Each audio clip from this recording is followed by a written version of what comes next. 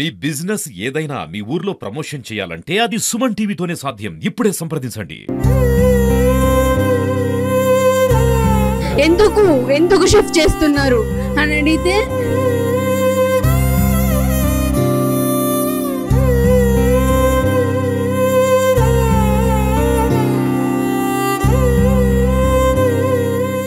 To Suman TV Warangal. మనం హన్మకొండలోని విజయ talkies సమీపంలో ఉన్నాం. బంధన్ ఆసుపత్రిలో.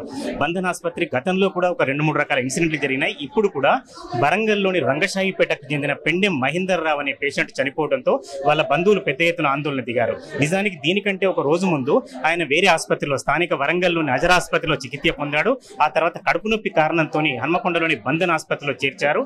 అయితే పేషెంట్ బంధువులు ఆరోపించేది ఏమిటంటే పూర్తి స్థాయిలో మాకు ఇన్ఫెక్షన్ వచ్చినప్పటికీ కూడా ఎలాంటి పరిస్థితులలో పేషెంట్ ను చూపించలేదు, పేషెంట్ దగ్గరికి అనుమతించలేదు. తర్వాత పేషెంట్ కి ఏం జరుగుతుంది, పేషెంట్ కి ఎలాంటి ట్రీట్మెంట్ ఇస్తున్నాడు, కార్డియాలజిస్ట్ ఉన్నారు, తర్వాత ఎప్పటికప్పుడు ఐసీయూలో ఉంచుతున్నాం, ఐసీయూలో అవసరం ఉంటే ఉంచుతామని చెప్పిన డాక్టర్లు అలాంటి ప్రయత్నాలు ఏమీ చేయలేదు.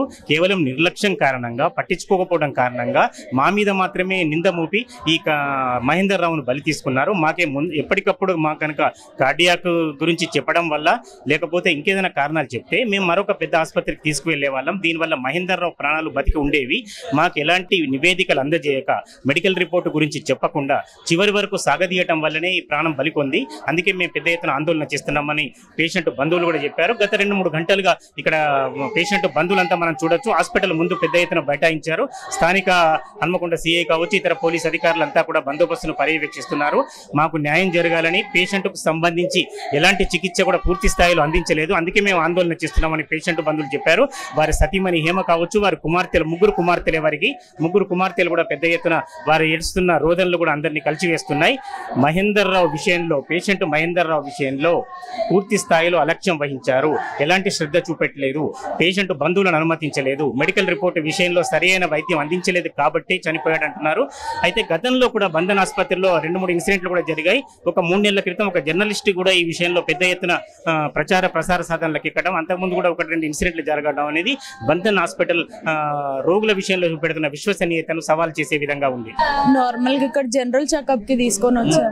జనరల్ చెకప్ కి తీసుకొస్తే కొంచెం కడుపులో ఇండైజేషన్ ఉంటుంది, కొంచెం అబ్జర్వేషన్ లో ఉంచండి ఒక రోజు, జస్ట్ ఏదన్నా ఇబ్బంది ఉంటే చూస్తాము అని అంతే. తర్వాత డాక్టర్స్ అందరూ నార్మల్ ఉంది అన్నారు. కడుపులో కొంచెం అల్ట్రాసౌండ్ ఏదైనా తీయించాలి అని అంటే ఇక్కడ వస్తారా అండి అంటే, కనీసం ఇక్కడ సండే రోజు వాళ్ళు అవైలబుల్లో లేరు, సండే రోజు రారు అని చెప్పారు.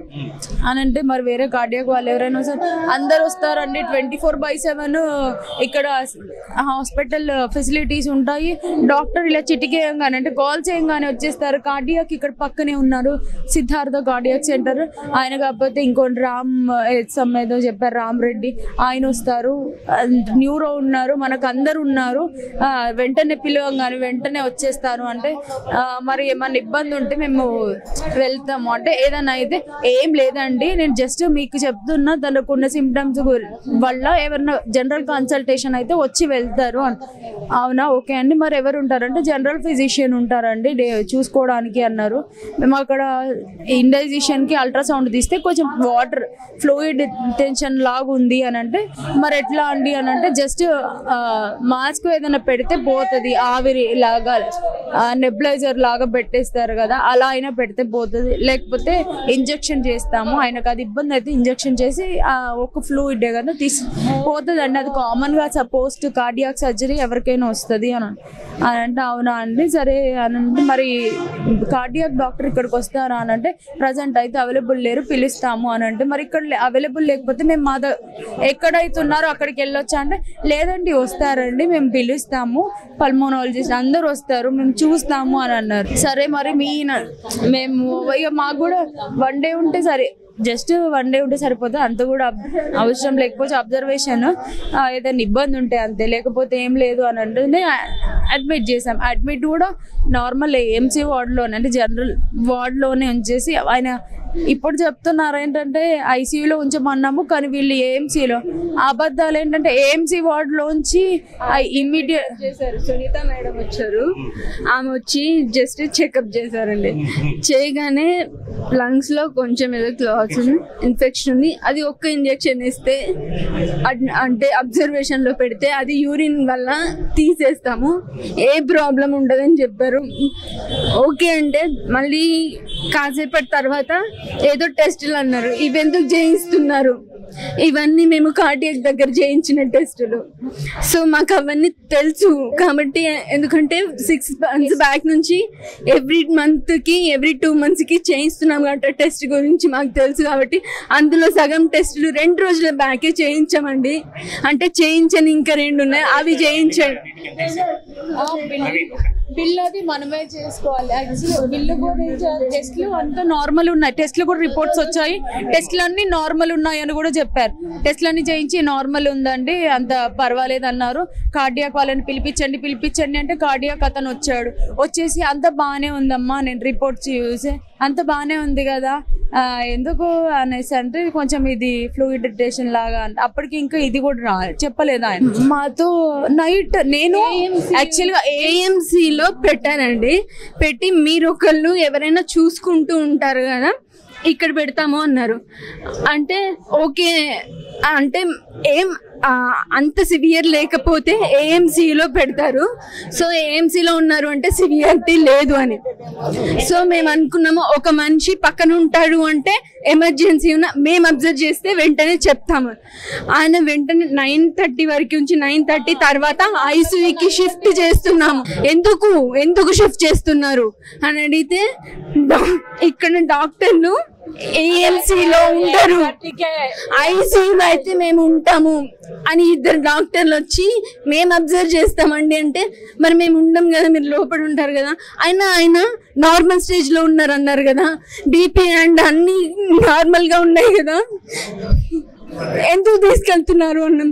ఏమన్నా ప్రాబ్లం ఉంటే మేము కార్డియాక్ దగ్గర పోతామని చెప్పాం, అయినా చేయలేదు. బ్యాలెన్స్ చేస్తున్న అంత ఇబ్బంది ఏం లేదండి. ఇక్కడ ఈ ఏఎంసీలో అయితే ఎవరు ఉండరు కాబట్టి ఐసీయూలో డాక్టర్స్ ఉంటారు కాబట్టి మా అబ్జర్వేషన్ లో ఉంటారని తీసుకెళ్లారు. అప్పుడు నేను 10:30 రాత్రి 7:30-8 తీసుకుపోయిన ఐసీయూలకి ఇప్పటిదాకా మనిషిని చూపించాలి. 7:30-8 గంటలకు రాత్రి తీసుకుపోయారు. తెలియదు ఇక ఐసీయూ నుంచి తీసుకురాలే, చూపించలే, చెప్పలే, మాకేం చెప్పలే. ఒక్కొక్కసారి గదే ఏమైందంటే మంచిగానే ఉన్నాడు, ఏమైందంటే లోపలికి పండిస్తలేరు సరిగా. అసలు ఇప్పటి వరకు చూడలే, నేను చూడలే నేను రాత్రి నుంచి చూడలే, నిన్న వచ్చిన పనుడు. జనరల్ గా క్రిటికల్ ఎవరైనా ఉంటే ఇబ్బంది, ఇంకా లాస్ట్ సిచ్యువేషన్ అన్నప్పుడైనా రండమ్మా మీ వాళ్ళు ఎవరైనా ఉంటే అని చెప్తారు కదా, అది కూడా చెప్పలేదు వీళ్ళు. నాన్నకి ఏమన్నా అవస్థ అవుతుంది, అసలు మేము లాస్ట్ వెళ్ళాలి కదా, అప్పుడు కూడా పిలవలేదు మమ్మల్ని వాళ్ళు.